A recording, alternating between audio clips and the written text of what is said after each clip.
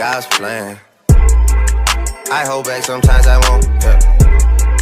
I feel good, sometimes I don't. Hey. Guys, and welcome back to my channel. So today I am coming to talk to you guys about my labor and delivery story.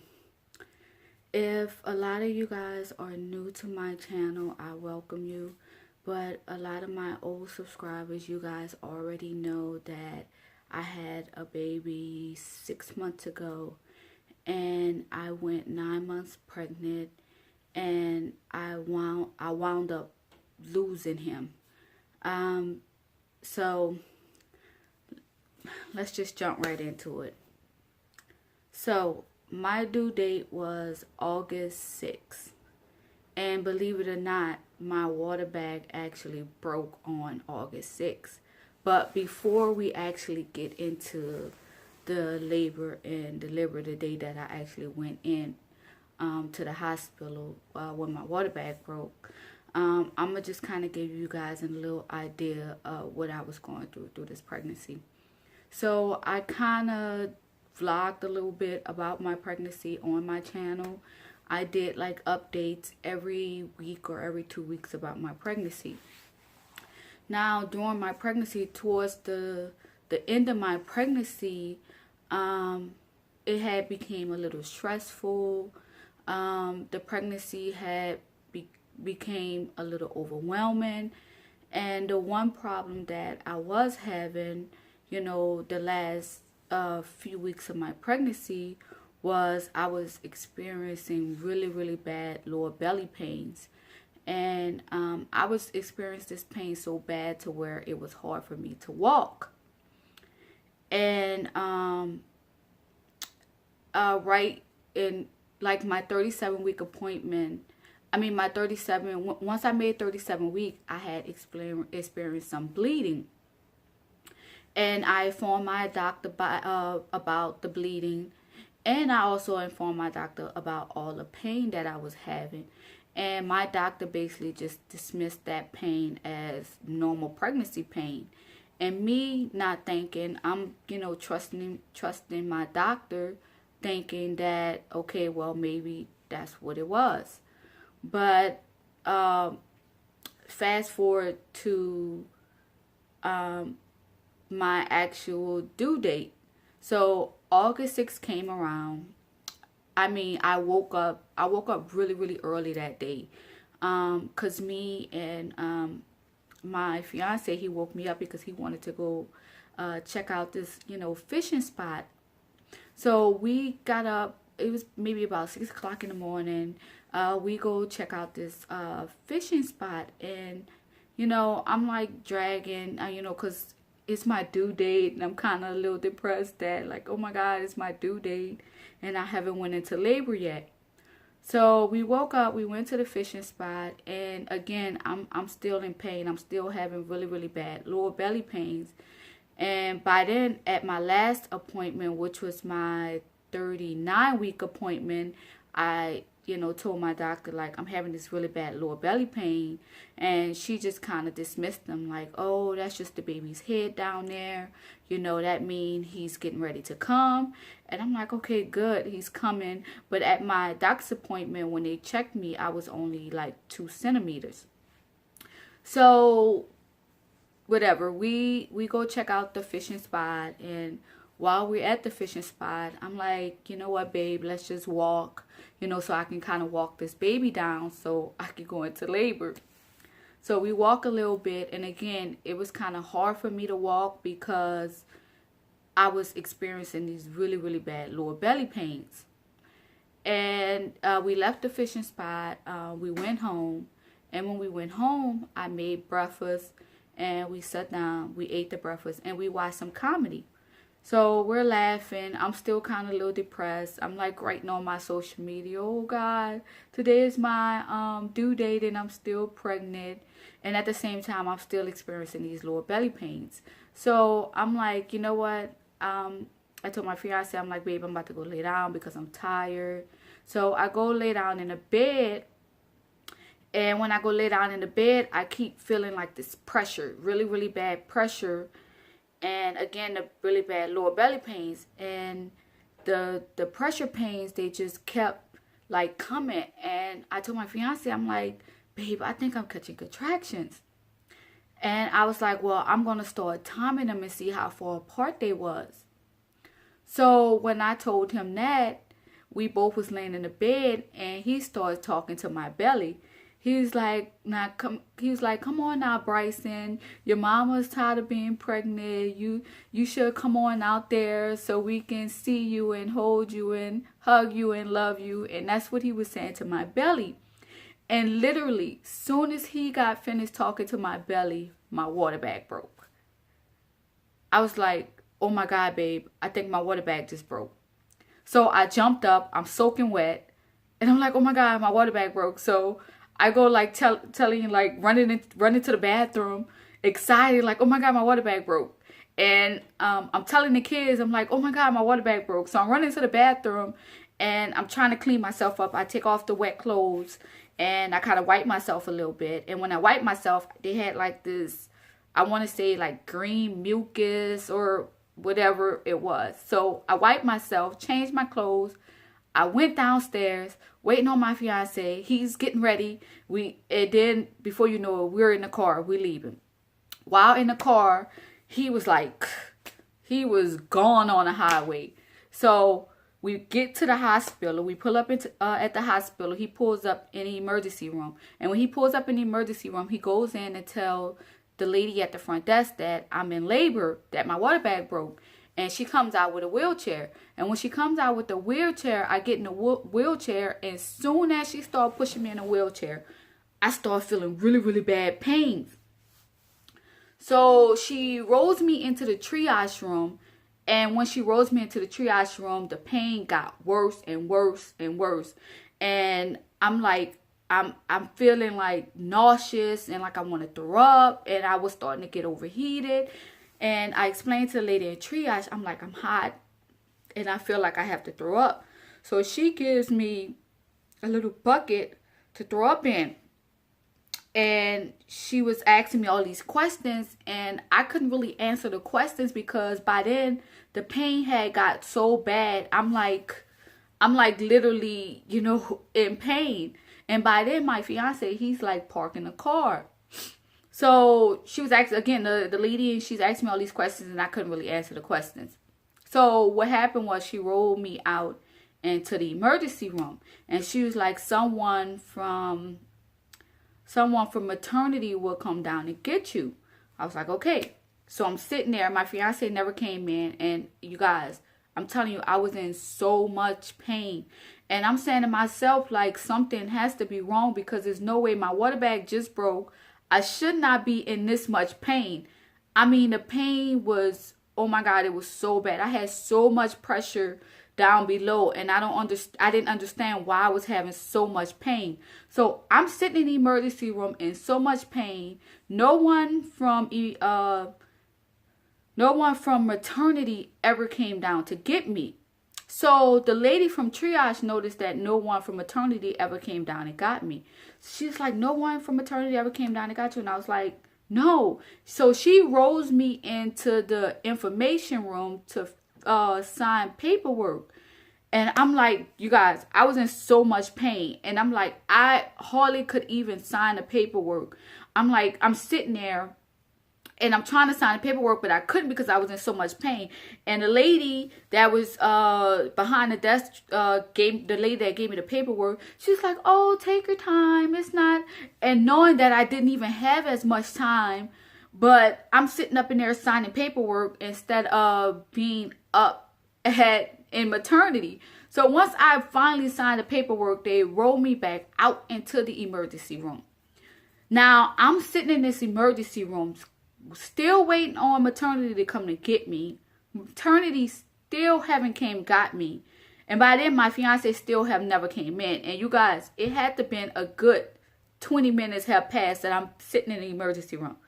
So the lady from triage again noticed that I'm still sitting there, that maternity never came down to get me. So she begun to roll me up to maternity. And by then, but when she started rolling me up there, my fiance came in. And when she started rolling me up there, maternity had came down with their own wheelchair and wanted me to switch over wheelchairs. And I'm like, I can't switch over wheelchairs. I'm too much in pain. And the lady was like, all right. So she took me in the wheelchair that I was in and took me up to maternity. So once I get up to maternity, she was like, the nurse is going to want you to take off your clothes, change out your clothes and give a urine sample. I'm like, I can't do none of that. I'm in so much pain. So once I get up there, no one was in the maternity room. I jumped straight in the bed with my clothes on. So I want to say a couple of seconds later, a nurse came in there. So she was trying to put the little heart monitor things on my belly to try to get the baby heartbeat. So she's doing that, and I'm still in pain, you guys. I'm laying on my side. I'm in pain. I don't know what's going on. By then, I'm like super overheated. I'm like sweating like crazy. I'm nauseous. I feel like I have to pee. I'm like pushing. And it was just so much pressure below. So the lady, she started trying to find a heartbeat. She's like, I can't find a heartbeat. But at the same time, I thought none of it because my little man was, he was so active to where, sometimes they would have to find a heartbeat over here or over there. But she kept saying she couldn't find a heartbeat. So by then, another nurse came in. That nurse was trying to find a heartbeat. No one could find a heartbeat. And by then, you guys, I am dripping. I mean, literally dripping sweat. Like, whatever was on the bed that I was laying on was literally sticking to me because I was so sweaty. And before you know it, time hadn't passed by. I maybe had a good 6 or 7 nurses in there trying to find a baby heartbeat, which I thought was ludicrous. I don't understand why did they need all those different nurses to try to find a heartbeat. Me, my personal opinion is like, if you can't find a heartbeat maybe once or twice, that's it. That means it's time to find other measures. So took all these nurses to say, oh, we can't find a heartbeat. So the doctor comes in there, and by then, you guys, it's a bunch of chaos. It's chaotic in there.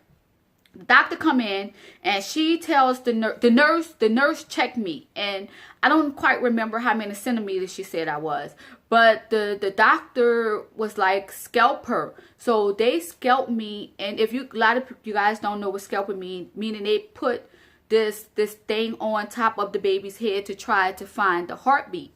So the doctor goes to scalp me the first time, and I don't know if she somehow didn't get the scalp on the baby head, because she wound up scalping me the second time and was trying to get a heartbeat that way.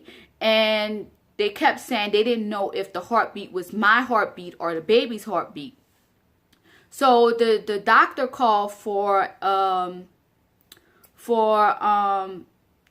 ultrasound technician, and at the same time she also called for anesthesiology to actually give me some medicine because I was in so much pain. And anesthesiology never came down. The ultrasound lady, she finally came down, and when she did come down, well, actually before the ultrasound lady came down, they actually had an ultrasound machine in that room. Somehow the ultrasound machine didn't work. They didn't have it plugged up, or something about the ultrasound machine didn't work. And by then, the ultrasound technician came down. So she's doing the ultrasound. She's asking me to turn on my back, and I'm like, oh my God, I can't turn on my back. It's just too painful to be on my back. And you guys, I'm telling you, when I was in so much pain, And she's asking me to turn on my back. Eventually, I turn on my back, and they asked her, like, do you have a heartbeat? She was like, yeah, I believe I have a heartbeat. And I know that he was still alive, you guys, because when the doctor scalped me, I felt him moving. So the lady, the ultrasound technician, she's like, yeah, I have a heartbeat. And the nurse kept asking her, are you sure? Are you sure? Are you sure it's not the mother's heartbeat? And the ultrasound technician was like, no, I'm pretty sure it's the baby's heartbeat. And the doctor was like, well, are you sure it's the baby's heartbeat and not the mother's heartbeat? Because if not, we're going to have to run her to emergency surgery. Which I don't understand why they didn't rush me to emergency surgery in the beginning when they knew that they couldn't find a heartbeat. So once the technician said, yeah, I found the heartbeat, then the doctor was like, you know what? Forget it. We're rushing her to emergency surgery. So they rushed me to emergency surgery. They didn't allow my fiance to come in. When they rushed me to emergency surgery, the last thing I remember was they put a mask on my face and they were actually putting a catheter in me. And that was the last thing I remember. And I actually blacked out until I was woke. They woke me up by the nurse saying that your baby didn't make it. And you guys, you just don't know how hard that information was for me. Literally in that moment, I could not even process that information. For one thing, I was still doped up on the gas stuff that they gave me. Then on top of it, I'm looking at the nurse like, what the hell just happened? You know, what do you mean that my baby didn't make it? And by then they had brought my fiance in and he was crying. And oh my God, you guys, my fiance never cries. I'm telling you, he never cries. And I see him, he's like bawling, crying. And when he came in and I noticed that he was crying, it kind of like, it broke me. And I knew right then and there, like what they was telling me was true. So, like when they said, okay, your baby didn't make it. And I'm like, what? And I kept saying like, what? And that's all I could say is like, what? And they kept saying that your baby didn't make it. And they kept saying, you had a placenta abruption. And at the time, I had no idea what a placenta abruption was. Never heard of it. Don't know how it happened. Don't know anything. I don't really know anything. I don't know, like, during my emergency surgery, I don't know if my baby cried. I don't know anything because I was out. I only know what the doctors told me. And they, to their claims, they told me that when my baby came out, he was not breathing at all. He didn't cry at all. And they was trying to revive him, but didn't. Now, you guys, so it took, and I know this because I got my medical records. So it took the doctors and the nurses a whole hour and I believe it was like 15 minutes to say that my baby didn't have a heartbeat. And I'm trying to figure out, why did it need to take a whole hour for them to say that it was no heartbeat? I don't understand that. To me, it should have took a good maybe 20 minutes to realize, okay, it's no heartbeat. We need to get this girl into emergency surgery. So I had an autopsy done on my baby, and they said he died from fetal distress. Of course, he was in fetal distress because he hadn't have a heartbeat in a whole hour. It took them a whole hour to get me to emergency surgery. Then on top of it, something about my placenta tore away from the wall, which also caused the distress. But you guys, it was the worst. I'm telling you, the worst experience ever. Then on top of it, I had to have a C-section. Never had a C-section before. I had three healthy kids. 3 healthy kids before this. Never once had a C-section before. And I wound up had to have a C-section.